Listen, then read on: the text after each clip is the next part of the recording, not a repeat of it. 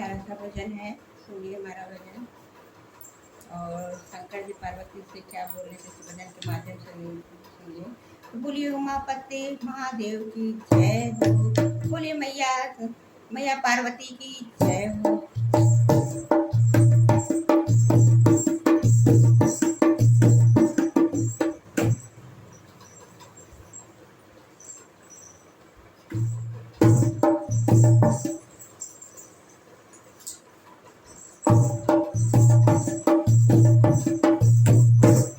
शंकर जी कहे सुनो पार्वती, दुनिया में किसी का कोई नहीं।